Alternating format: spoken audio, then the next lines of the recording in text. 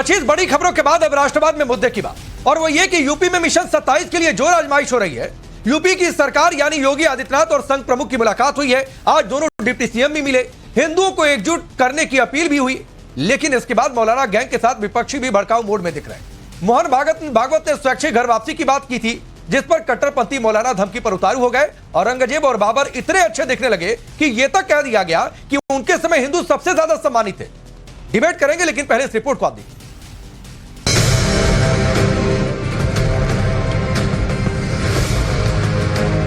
RSS देश का बहुत बड़ा नुकसान कर रहा है। ऐसे नेताओं की तुलना जो है वो अजमल कसाब जैसे लोगों से करता है।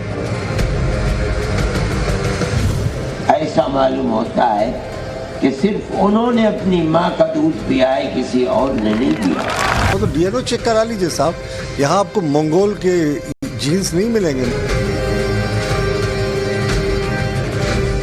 ये कौम को नफरत की भाषा पढ़ाते हैं। यूपी में जो भी हो रहा वो मिशन 27 को ध्यान में रखकर हो रहा। हिंदुओं को एक रहने का संदेश दिया जा रहा। हिंदू वोट बैंक को एकजुट रखने के लिए सरकार के साथ आरएसएस भी मैदान में उतर चुका है। सीएम योगी और संघ प्रमुख मोहन भागवत की मुलाकात के बाद दोनों डिप्टी सीएम भी आज भागवत से मिले। लेकिन सीएम के साथ लंबी मुलाकात के बाद भागवत के घर वापसी वाले बयान पर कट्टरपंथी गैंग एक्टिव हो गया है। मौलानाओं का गैंग एक अलग ही नैरेटिव सेट करने में जुट गया है। भड़काऊ बयानबाजी कर लोगों को उकसाने की कोशिश हो रही। कोई आतंकी कसाब से भागवत की तुलना कर रहा, तो कोई खुलेआम धमकी भरे लफ्जों का इस्तेमाल कर रहा। जो 70 साल में कहने वाले लोग पैदा नहीं हुए थे, आज खड़े होकर के कह रहे हैं कि हम 20 करोड़ मुसलमान और 6 करोड़ क्रिश्चियनों को अपने घर वापस लाएंगे। यानी 20 करोड़ मुसलमानों को हिंदू बनाएंगे, 6 करोड़ क्रिश्चियनों को हिंदू बनाएंगे। ऐसा मालूम होता है कि सिर्फ उन्होंने अपनी माँ का दूध पिया है, किसी और ने नहीं पिया। आरएसएस देश का बहुत बड़ा नुकसान कर रहा है। जब तक आरएसएस नहीं था, इस देश में हिंदू बहुत सम्मान के साथ और सुकून के साथ जी रहा था। जब से आरएसएस का वजूद आया है, हिंदुओं की सुरक्षा खतरे में पड़ी है। बाबर के टाइम में, औरंगजेब के टाइम में आरएसएस का वजूद नहीं था, तो हिंदू सबसे ज्यादा सम्मानित रहा, सबसे ज्यादा सम्मान से रहा। बाबर के टाइम में भी आरएसएस और उसके टाइम में उन्होंने इस्लाम फैलाने का काम नहीं किया। उन्होंने यहाँ पर अपनी हुकूमत करने के लिए हिंदुओं के साथ मुआहदे किए, हिंदुओं के साथ उन्होंने सम्मान दिया, इज्जत दी। संघ प्रमुख ने कहीं भी जोर जबरदस्ती की बात नहीं कही। उन्होंने बस एक अपील के तौर पर अपनी बात रखी। बात के साथ खास वोट बैंक की सियासत करने वाले भी एक्टिव मोड में आ गए और बयानों के जरिए हद पार कर दी, आतंकी कसाब से तुलना करके। आरएसएस जैसी संगठन का एक बड़ा नेता अगर इस तरह की बात करता है, तो मैं ऐसे नेताओं की तुलना जो है वो अजमल कसाब जैसे लोगों से करता हूँ। अजमल कसाब क्यों आया था पाकिस्तान से? इस देश को तोड़ने के लिए आया था, इस देश को कमजोर करने के लिए आया था। किस जाति मिलेंगे ये बताएं। मोहन भागवत जी बताएं कि एक खुद वो हिंदू हैं, वो तो ब्राह्मण है, तो पहले ब्राह्मण है, बाद में हिंदू कह सकते हैं। तो मुसलमानों के घर वापसी होगी तो किस जाति में स्वागत होगा? कौन सी जाति उनसे स्वागत शादी विवाह करेगा? क्या सिर्फ अपनी राजनीति चमकाने के लिए विपक्षी पार्टियां कुछ भी बयान दे सकती हैं? क्या ओवैसी की पार्टी के नेता अपने बयान से आतंकी कसाब को जस्टिफाई कर रहे हैं? आखिर किस मकसद से 100 साल पुराने एक संगठन के प्रमुख के बयान की तुलना आतंकी सोच से की जा रही? मौलाना और विपक्ष के इस नैरेटिव पर बीजेपी और उसकी सहयोगी पार्टियों ने तीखा हमला बोला। ये मौलवी मौलाना लोग जो बयान दे रहे हैं, ये कौम की शिक्षा की बात क्यों नहीं करते? एक कौम के स्वास्थ्य की चिंता क्यों नहीं करते? कौम को रोजगार और नौकरी की बात क्यों नहीं करते? कौम की हिस्सेदारी की बात क्यों नहीं करते? एक कौम को नफरत की भाषा पढ़ाते हैं। राजनीति में हिस्सेदारी की बात करो, समाज में बेहतर शिक्षा कैसे आवे उसके लिए बात करो। खाली मुसलमान की बात करते हो, क्या उससे मिलने वाला है? 2027 का चुनाव श्री अखिलेश यादव जी और समाजवादी पार्टी हार चुकी है। स्क्रिप्ट तैयार कर रहे हैं 2027 में चुनाव हारने के बाद क्या आरोप लगाएंगे। सवाल है कि 27 में यूपी की कुर्सी वापस पाने के लिए विपक्ष अपना एजेंडा सेट करने में जुटा है। क्या जनता से बार बार रिजेक्शन मिलने के बाद विपक्षी पार्टियां मौलाना गैंग के साथ मिलकर भड़काऊ पॉलिटिक्स वाला ग्राउंड तैयार करने में जुटी हैं? Bureau report, times now Bharat. तो आप सोचिए, 2 दिन 2 मुलाकातें। कल मुख्यमंत्री योगी आदित्यनाथ की संघ प्रमुख मोहन भागवत से मुलाकात, आज दोनों डिप्टी सीएम भी 15-15 मिनट मिल लिए। लेकिन दूसरी ओर क्या चल रहा है? उकसाऊ एजेंडा और तुष्टीकरण की सियासत। मैं आपका परिचय आज के मेहमानों से करवाता हूं। रोहन गुप्ता भारतीय जनता पार्टी के नेता और प्रवक्ता, अंबर जैदी पॉलिटिकल एनालिस्ट के तौर पर, आदिल हसन एमआईएम के नेता और प्रवक्ता जुड़ेंगे, विवेक साइलस है समाजवादी पार्टी के नेता और प्रवक्ता, और हाफिज गुलाम सरवर जी स्टूडियो में मौजूद है, इस्लामिक स्कॉलर हैं। आप सबका बहुत बहुत स्वागत है। गुलाम सरवर जी, आपसे शुरू करता हूं। एक चैप्टर पहले समझ लूं, फिर मैं पॉलिटिकल डिबेट पर जाऊंगा। हिंदू सबसे ज्यादा सम्मानित बाबर औरंगजेब में, यह ज्ञान आपको हजम होता है? देखिए, सबसे पहले इस देश में जो देश की आवश्यकताएं हैं, लोगों की आवश्यकताएं हैं, उस पर ज्यादा चर्चा होता तो ज्यादा भला होता। लेकिन चलिए, संघ प्रमुख ने अपने एंगल से अपना बयान दिया। रिएक्शन में जो लोग बयान दे रहे हैं उनको भी इस बात का ख्याल रखना चाहिए कि इस बयान का अंत क्या होगा। और आप बार बार 100 साल, 200 साल, 500 साल पहले लेकर अगर जाएंगे तो इससे समस्याओं का, आज वर्तमान चुनौतियों में, वर्तमान समय में, वर्तमान आवश्यकताओं पे अगर हम रह के बात करें तो ज्यादा बेहतर है। तो जो लोग भी बार बार मुगल काल और दूसरे काल का जिक्र करके और उस तुलना वर्तमान से करते हैं, मैं तो उससे सहमत नहीं हूं। लेकिन एक बात एडिशनल सबके लिए जरूरी है जानना कि आज जितने जोर जोर से कहा जा रहा है कि हिंदुत्व खतरे में है या इस्लाम खतरे में है, पहले के दिनों में, अंग्रेज के जमाने में तो ऐसा उल्लेख है, ऐसे कई आर्टिकल हैं, ऐसे कई स्टेटमेंट हैं जहां लोगों ने इस्लाम के विषय में कहा था कि खतरे हैं मदरसे, मस्जिद, ये वो। लेकिन इससे पहले कभी ऐसा नहीं सुना गया था जो अब सुना जाता है। इस पर ब्रेक कैसे लगे, इस पर तो कोई चर्चा देश में है ही नहीं। चाहे वो कोई पॉलिटिकल पार्टी हो या नॉन पॉलिटिकल चेहरे हो, सब के सब चाहते हैं कि बयान ऐसे ही देता रहा जाए। और 2027 की तस्वीर अभी साफ की जा रही है। सरवर साहब, 2 नाव की सवारी नहीं हो सकती है। मैंने आपसे एक लाइन का सवाल पूछा था कि क्या यह कहना, या फिर क्या आपको लगता है, छोड़ दीजिए कहना सही बयान गलत बयान, क्या आपको लगता है कि बाबर औरंगजेब के समय हिंदुत्व सुरक्षित था या ना? नहीं, सुरक्षित होता नहीं तो आज फलता फूलता कैसे दुनिया में? सुरक्षित था, हमेशा ही सुरक्षित रहा। आपके हिसाब से सुरक्षित है, सबसे ज्यादा हिसाब से सुरक्षित रहा। आपके हिसाब से सबसे ज्यादा सम्मानित रहा ना उनके समय में? रहा ही है। आपके हिसाब से सम्मानित रहा। बिल्कुल। औरंगजेब भले मंदिर तोड़वाता रहा। नहीं, मंदिर का कहीं प्रमाण ही नहीं, तो सारे औरंगजेब की किताब में दिख रहा है, प्रमाण नहीं है साहब। उसने काशी में मंदिर तोड़वाया, मथुरा में औरंगजेब कहीं ये लिखित है। अच्छा चलिए गुलाम सरवर, फिर आप चश्मे का नंबर बदलिए अपना। लीजिए, चश्मा लगाया सर, 5 नहीं तो गलत चश्मा लगाया, मात्र 5 चश्मे का नंबर बदलिए। नंबर बदल दो, नंबर गलत नंबर का चश्मा पहना। पांडे जी 5 सेकंड बस। बाबर ने बाबरी मस्जिद बनवाई या बाबर के चेले ने बनवाई? मैं आपसे जो पूछ रहा हूं उसका जवाब दीजिए। राम मंदिर, आप बाबर के प्रवक्ता हैं, आप औरंगजेब के प्रवक्ता की तरह बिहेव कर रहे हैं। 5 मिनट सुन लीजिए। चश्मा उतार दिए, चश्मा उतारने से नहीं होगा, नजर बदलिए, चश्मा हटाने से नहीं होता है। मस्जिद तोड़ने का आरोप जिस पर है, उसके पोते को यहां महान बनाने वाले तो हिंदू हैं सब। तो हम तो कहते हैं कि बाबरी मस्जिद बाबर से कोई लेना देना नहीं, तो ठीक है, होता। नहीं ठीक है, आपने बाबरी मस्जिद ठीक है, तो हम अब भी याद किए ठीक है गुलाम सरवर, 35 साल बाद, ठीक है गुलाम सरवर, आप यहां से अकबर में मात्र ठीक 30 साल का गए, ठीक है। अंबर जैदी, अकबर का पूरा अंबर जैदी, रोहन गुप्ता आऊंगा, लेकिन अंबर जैदी, बाबर औरंगजेब के समय हिंदू सबसे ज्यादा सम्मानित, ये गुलाम सरवर भी मान रहे हैं। क्या करें, कौन सा नंबर का चश्मा इनको पहनाया जाए? मुझे लगता है कोई चश्मा ही नहीं बना जिस चश्मे को लगाकर उनको सच्चाई दिखाई देगी। देखिए, सबसे बड़ा सवाल यह है कि बाबरनामा में खुद बाबर ने अपने आप को एक मुस्लिम रूलर घोषित किया, और वो जो मंदिर की बात आपने कही वो भी सारी चीजें उसमें उसका उल्लेख है। और अगर हम औरंगजेब पे आए तो औरंगजेब के ने जो करनियां की उसको तो आप लिख ही नहीं सकते। जितना जुल्म उन्होंने हिंदुस्तान में ना सिर्फ हिंदुओं पर बल्कि मुसलमानों पे किया, शियों पर, शियों का जबरन कन्वर्जन किया। आप चाहे शियों की बात करें, सिखों की बात करें, हिंदुओं की बात करें, तो ओपनली सबसे ज्यादा कट्टरता औरंगजेब ने की। और क्या कुछ औरंगजेब ने नहीं किया। जजिया टैक्स नहीं लगाया, वो किसके लिए था? जजिया टैक्स उससे बहुत उत्थान हो रहा था हिंदुओं का। और मंदिरों को अब तुड़वाना, लूटना हो, सारी चीजें। और आप कह रहे हैं कि औरंगजेब ने कुछ किया ही नहीं, आप तो रहमतुल्लाह अलैह मानते हैं। अगर रहमतुल्लाह अलैह की डेफिनेशन ये है आपके नजरों में, तो रहमतुल्लाह अलैह क्या होता है? फिर आपको नहीं लगता कि जो दूसरे लोग सोचते हैं मुसलमान और इस्लाम के बारे में, वो परसेप्शन जिसको फिर आप इस्लामोफोबिया कहते हैं, वो गलत है? अगर आप गलत को ही नहीं, लॉजिक कहां से आया? बाबर 1536 में, अकबर 1556 में, हिंदुओं के अरे, मंदिरों को उनके RSS जबरन कन्वर्जन को RSS करने वाले इंसान को आप कैसे जस्टिफाई कर सकते हैं? और आप कहते हैं मेरे बच्चे का भी नहीं होगा। अरे इस्लाम के आपका हिसाब संबंध से अकबर से क्या हुआ, यही जवाब दीजिए ना। हिसाब से तो किसी भी तोडरमल अकबर से क्या संबंध, नहीं हो सकती, तानसेन अकबर से क्या संबंध, नहीं हो सकती, बीरबल अकबर से क्या संबंध, मान सिंह अकबर से क्या संबंध।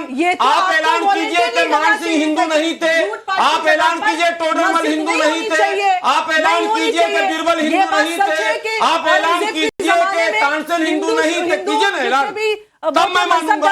और अगर वो सब हिंदू थे तो फिर आरोप गलत है, जो सच्चाई है फिर तो आरोप गलत है, नहीं बदला जा सकता, फिर तो आरोप गलत है। ये आरोप कैसे गलत है? तो मान सिंह हिंदू थे या नहीं? औरंगजेब के मान सिंह हिंदू थे या नहीं? हिंदू मनसबदार नहीं, मान सिंह हिंदू थे या नहीं? नहीं किया, तानसेन हिंदू थे या नहीं?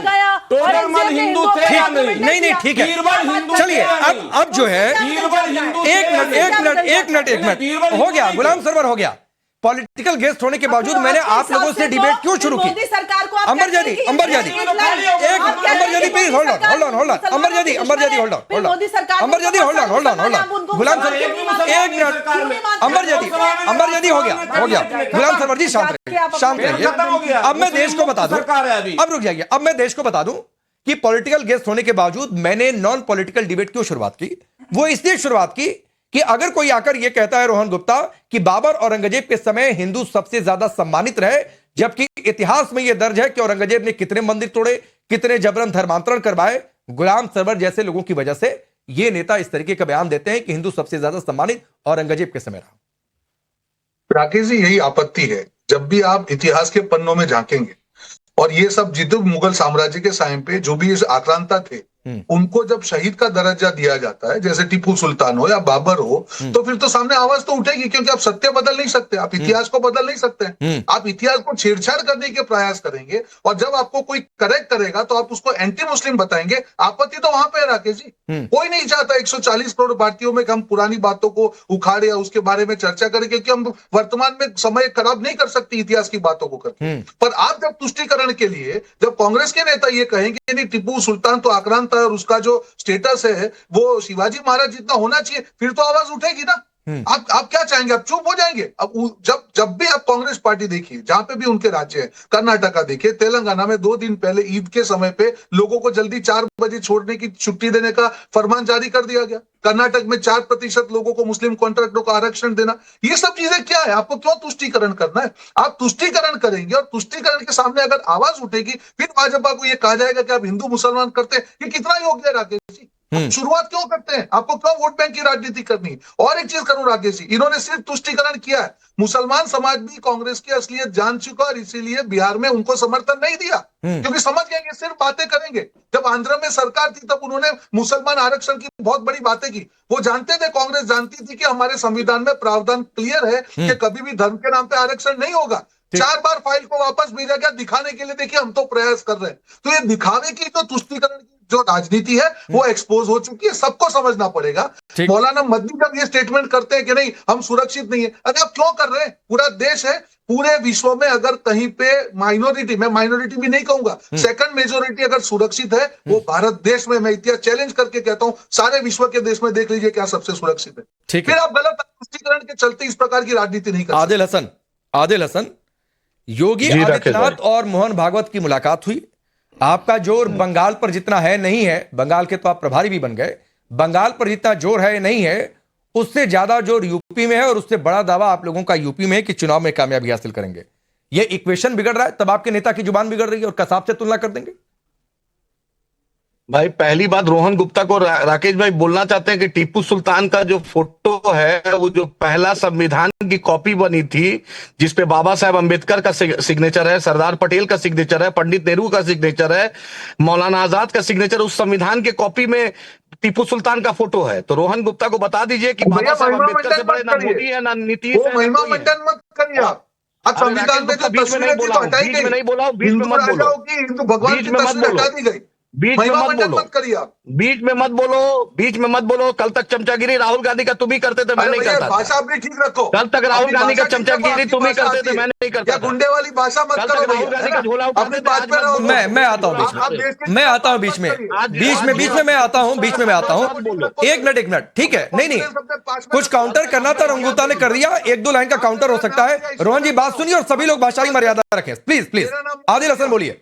राकेश भाई, हाँ बोलिए। राकेश भाई, टीपू सुल्तान जो शख्सियत है, बाबा साहेब अम्बेडकर ने उस संविधान के कॉपी पे साइन किया है। और रोहन गुप्ता को बोलिए, भाजपा की अगर औकात है तो नीतीश कुमार ने भी 4 बजे छुट्टी बिहार में कर दी है, चंद्रबाबू नायडू ने भी कर दिया। औकात है, भारतीय जनता पार्टी को चैलेंज करता हूं, नरेंद्र मोदी अमित शाह को चैलेंज करता हूं। औकात है तो रमजान पर बोल दे तो नीतीश कुमार की छुट्टी को कैंसिल करा दे। है भाजपा की औकात, अमित शाह की औकात, सम्राट चौधरी की औकात, नरेंद्र मोदी की बैसाखी है, नीतीश कुमार की सरकार। एक मिनट, चंद्रबाबू नायडू की सुनिए बैसाखी है। आदिल हसन मैं रिप्लाई लेता हूं इस पर, मैं रोहन गुप्ता से रिप्लाई लेता हूं, लेकिन एक बात सुनिए ना, थोड़ा सा सुनिए। आदिल भाई सुनिए, कम से कम शब्दों की मर्यादा, ये औकात देखने दिखाने का ये टेलीविजन पर नहीं अच्छा लगता है। आप रोजे से हैं, कम से कम इस समय तो भाषाई मर्यादा और थोड़ी सी बनाकर रखें। ये औकात देखने दिखाने की बात थोड़ी नहीं होती है। आप बिल्कुल मुद्दा उठाइए, जो आपने कहा उसका मैं काउंटर लेता हूं रोहन गुप्ता से, बिल्कुल मैं लेता हूं उसका काउंटर। राकेश भाई, चंद्रबाबू नायडू ने 4% रिजर्वेशन की बात की, उनका बेटा लोकेश ने बात ठीक है, जो ठीक है, रिप्लाई करिए रोहन गुप्ता, मैं लेता हूं इस पर राकेश भाई बोलने दिए पूरा बात। हाँ बोलिए, फिर रिप्लाई लेता हूं। माइनॉरिटी का रिजर्वेशन का चंद्रबाबू नायडू साहब ने साथ दिया। हाँ। नीतीश कुमार ने छुट्टी दी रमजान में, जो तेलंगाना के चीफ मिनिस्टर की है हिम्मत भाजपा को। अब सुनिए ना, मैं रिप्लाई लेता हूं एक बात कहते हुए आदिल हसन, मैं रिप्लाई लेता हूं रोहन गुप्ता से एक बात कहते हुए। आप संविधान का जिक्र कर रहे हैं, उसी संविधान में राम दरबार की भी तस्वीर है, और इसी संविधान में राम मंदिर बन गया। उसको लेकर आपके नेताओं ने क्या क्या नहीं कहा अयोध्या को लेकर, तो छोड़ दीजिए सर, ये दिखावा मत क्या करिए कि जो मुझे सूट करेगा उसका हम बहुत बखान करेंगे, जो नहीं सूट करेगा उसका बहुत बखान करेंगे। टीपू सुल्तान की बात सिर्फ इसलिए करेंगे क्योंकि उसकी इमेज एंटी हिंदू की थी, उसने मंदिरों को तोड़ा, उसने जबरन धर्मांतरण करवाया, इसलिए टीपू सुल्तान की पैरवी करेंगे क्योंकि आपको सूट करता है। राम दरबार की बात नहीं करेंगे क्योंकि वो आपको सूट नहीं करता है। राकेश भाई, मेरा कुरान कहता है लकुम दीनकुम वलिय दीन, तुम्हारा धर्म तुम्हारे लिए, मेरा धर्म मेरे लिए। हाँ। मर्यादा पुरुषोत्तम। तो किसने आपके धर्म पर सवाल उठा दिया? किसने आपके धर्म पर सवाल उठा दिया? किसने आपके धर्म पर सवाल उठा दिया? हमने भगवान नाम पर कोई क्वेश्चन नहीं उठाया। ये आप झूठ बोल रहे टीवी पर। मैंने भगवान नाम पर सवाल तो उठाने की बात ही नहीं कही। मैंने कहा क्या? मैंने तो कहा कि राम दरबार की तस्वीर है, और उन्हीं राम के मंदिर को लेकर आप लोगों ने क्या क्या कहा, अयोध्या को लेकर क्या क्या कहा। मैंने तो कहा ही नहीं कि आपने भगवान राम पर सवाल उठाया। तो गलत कोट अनकोट मत किया करिए, सही कोट अनकोट किया करिए आदिल भाई।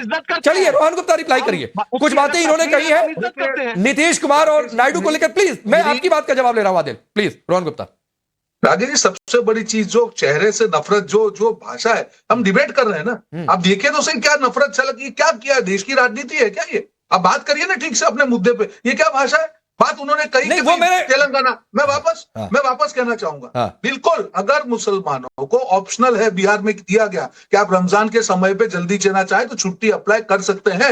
ऑर्डर नहीं, फरमान नहीं पास किया गया किसी एक धर्म के लिए। मैं ये कह रहा हूं कि आप किसी एक धर्म के लिए करेंगे, सबके लिए करिए। तुष्टीकरण, बीच में मत बोलिए, अब आप चुप रहिए, अब सुन लीजिए, बीच में मत बोलिए।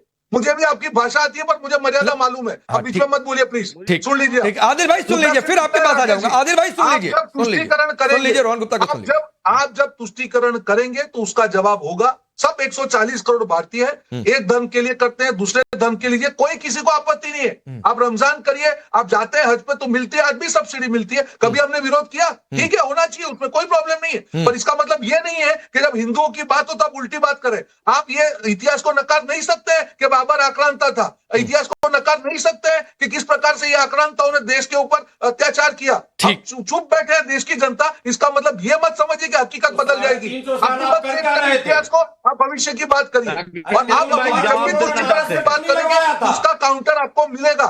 कांग्रेस जब भी तुष्टीकरण की बात करेगी उसका हृदय परिवर्तन हो गया आपका। देश की जनता की बात करिए आप। आज देश की योजनाएं हैं। राकेश जी, मैं सिंपल सवाल पूछना चाहूंगा। ठीक है, मैं जरा विवेक साइलेंस से भी एक टिप्पणी ले लूं, फिर आदिल और सरवर भाई आपके पास आते हैं। विवेक साइलेंस ने बोला नहीं है, एक बार उनकी बात हो जाए। आदिल भाई आता हूं, आदिल भाई आता हूं, विवेक साइलस सिर्फ एक मिनट। हाँ अच्छा बोलिए, जल्दी अपनी बात पूरी करिए। सिर्फ मैं कहना चाह रहा हूं कि देश की जितनी भी बड़ी सरकार की योजना है, क्या उसमें किसी के अंदर कोई भेदभाव है क्या? आयुष्मान भारत योजना के कितने % लोग जो है मुसलमान समाज से? बिल्कुल सबका अधिकार है। ठीक। और ऐसा भी नहीं कि कोई ये लोग 4-5 लोग धर्म के जो आका बन जाएंगे और उनको वोट मिल जाएगा ना, बिल्कुल नहीं। ठीक बात। देश की जनता समझती है, मुसलमान भी समझता है उनकी भलाई कहां पे। ठीक बात, ठीक बात है। विवेक साइलस, एक और सीएम योगी भागवत की मुलाकात, जाहिर सी बात है 27 को लेकर चर्चा हुई, हिंदुत्व एकता को लेकर बातचीत हुई होगी, लेकिन दूसरी ओर मैं उस सबसे पहले आपसे जानना चाहता हूं, यह कहना कि बाबर औरंगजेब के समय हिंदू सबसे ज्यादा सम्मानित रहे, क्या आप इससे सहमत हैं? देखिए पांडे जी, मुझे रोहन गुप्ता जी की एक बात बहुत अच्छी लगी। अच्छा। उसको मैं अप्रिशिएट करता हूं। उन्होंने कहा है कि आज के युग में अभी जबकि देश तरक्की की तरफ बढ़ रहा है या बढ़ने की कोशिश कर रहा है, इसमें 500 साल पुरानी बात करने से कोई लाभ नहीं। ये अच्छी बात है कि मोहन भागवत जी और योगी जी की मुलाकात हुई। आपने अभी मंदिर तोड़ने की बात की कि औरंगजेब और बाबर ने बहुत मंदिर तोड़े हिंदुस्तान के अंदर आके, लेकिन मैं प्रधानमंत्री मोदी जी की जो कॉन्स्टिट्यूएंसी बनारस है वहां की बात रखना जरूर चाहूंगा। 134 मंदिर और शिवलिंग तोड़ के नालियों में फेंकने वाली सरकार, उसके बाद अगर कोई कैमरामैन हो तो भेज दीजिए बनारस के लंका थाने में, वहां पर शिवलिंग अभी भी जमीन पे ऐसे ही बिखरे पड़े हैं और शिव मंदिर का भी ये शनि मंदिर का भी मूर्ति वहां पड़ी हुई है। सुन लीजिए मेरी बात, खत्म हो जाने दीजिए। आपने अक्षय वट वृक्ष भी तोड़ दिया। माता अहिल्याबाई होलकर की आपने अभी देखी किस तरह से मूर्ति तोड़ी, उसके नीचे एक शिवलिंग भी था जिसको योगी आदित्यनाथ जी ने आज की डेट में बताया कि वो AI से बन के आया है। ब्रजेश पाठक डिप्टी सीएम क्या कर रहे हैं? वो तो योगी जी और उत्तर प्रदेश सरकार का किया गया महापाप धोने के प्रयास में है, क्योंकि उन्होंने कहा कि जिसने भी बाल बटुकों का शिखा खींच के उनको बर्बरता से मारा है उसको बहुत बड़ा पाप लगेगा, उसको श्राप लगेगा। इसीलिए लगता है कि आज ब्रजेश पाठक जी ने बाल बटुकों की पूजा करनी भी चालू कर दी है। ठीक, देखिए जहां तक मोहन भागवत जी का सवाल है तो अमित शाह जी ने क्या कहा कि अहमदाबाद में कि जो भी सरकार या जो भी व्यक्ति सनातन का विरोध करता है वो दोबारा सत्ता में नहीं आता, ये अमित शाह जी ने कहा है। और योगी जी कह रहे हैं कि दिल्ली की जो सरकार है वहां तो गैस चैम्बर बना हुआ है। करीब 1.5 मिनट तक मैं आपको नहीं बोला।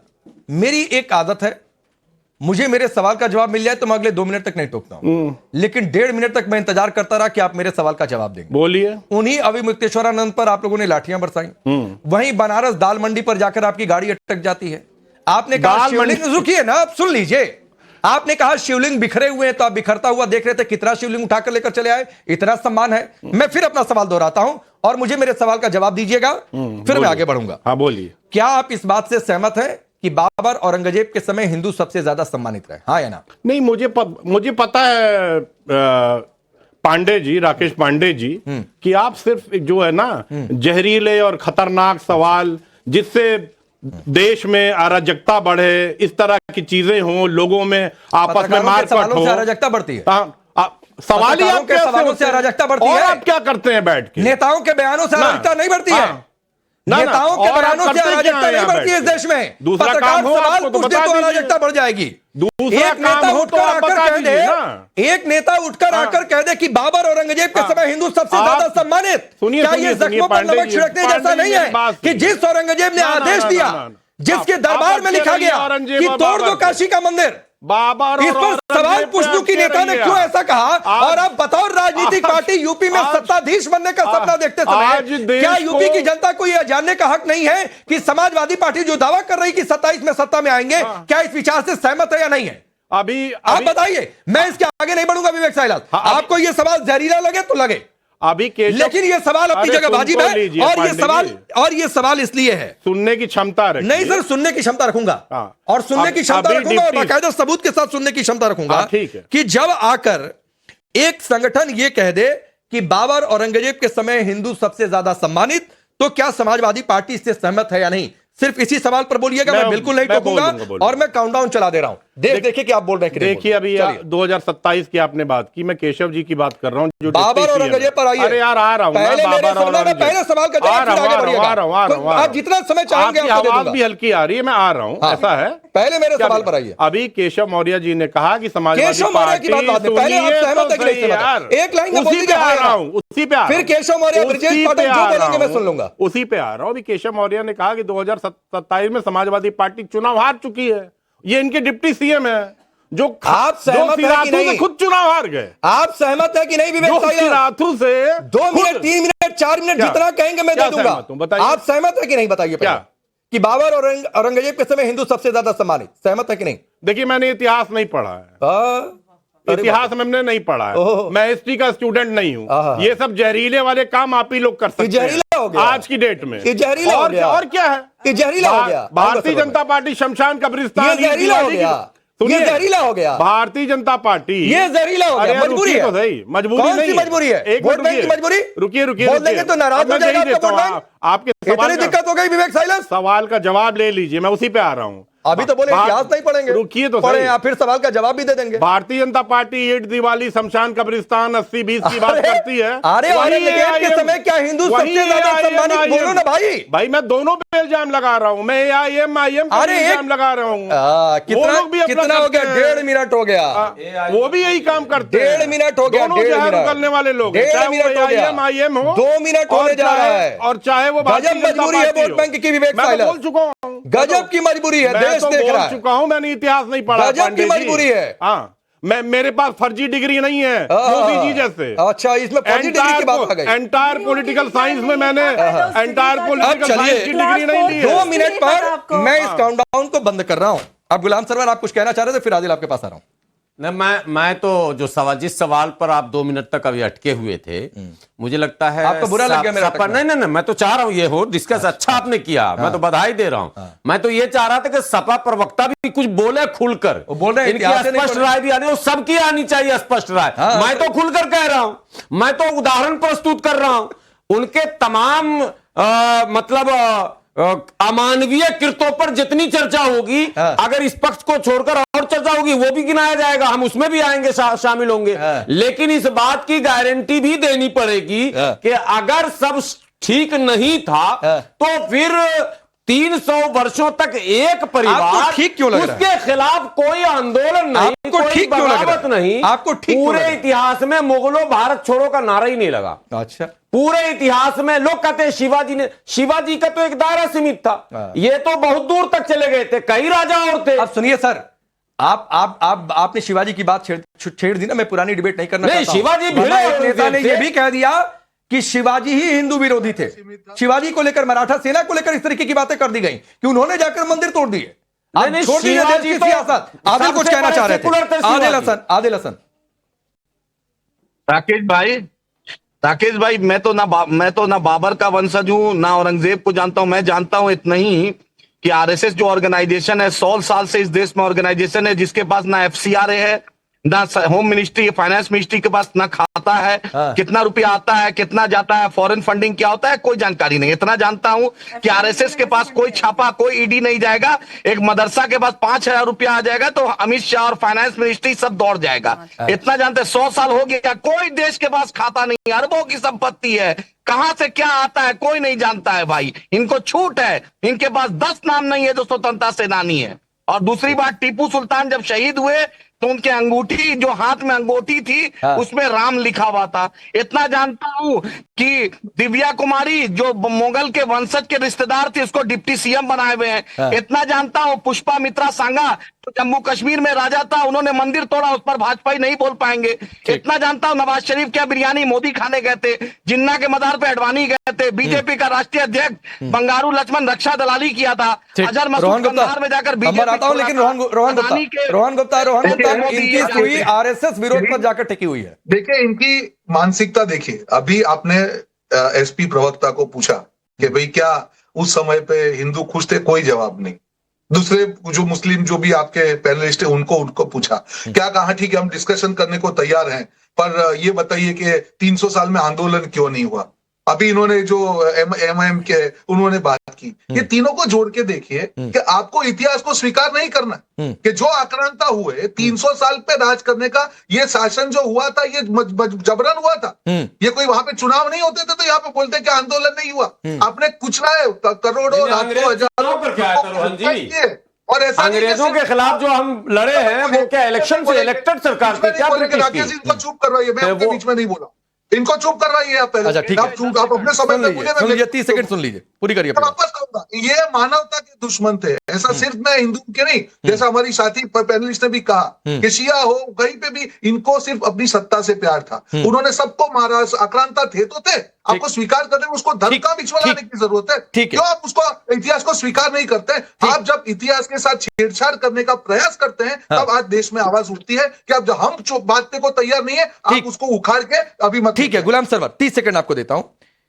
अगर मोहन भागवत ने कहा कि भारत में रहने वाले मुसलमान मूल रूप से हिंदू हैं, बहुत सारे मौलाना बरेलवी हैं वो भी मान रहे हैं, इस बात पर यह कहना मदनी का कि मां का दूध पिया है, ये क्या तरीका है? ये ठीक नहीं, बरेलवी साहब तो आप बयान दिए हैं, आपके चैनल पर कई साल पहले मैं कह चुका हूं कि भारत का मुसलमान 99% कन्वर्टेड मुस्लिम है, जो पहले हिंदू होगा, बौद्धिस्ट होगा, कुछ भी होगा, या हिंदू होगा या बौद्धिस्ट होगा, वो इस्लाम लाया। लेकिन एक बात स्पष्ट रूप से सारे प्रवक्ता भी सुन लें कि मुगल काल में इस्लाम के फलने फूलने की कहीं कोई वकालत नहीं। देखिए सबसे बड़ा मदरसा दारुल उलूम देवबंद आप जानते हैं, मुगल ने नहीं खोला, नदवा मुगल ने नहीं खोला, शाह बरेली कचौचा जहां चल जाए मुगल का कोई रोल ही नहीं है। मुगल ने तो इस्लाम को बर्बाद कर दिया। अकबर ने तो दीन इलाही चलाई थी इस्लाम के खिलाफ। तो इसलिए हमको मुगल से जबरदस्ती नहीं, जो मुगल 300 साढ़े 300 साल रहा तो यहाँ के हिंदुओं के मदद से रहा, उनके रहमो करम से रहा, वरना नहीं रहता। ठीक है अंबर जैदी, मासिर आलमगिरी, कई सारे फरमान है औरंगजेब के जिसमें लिखा हुआ है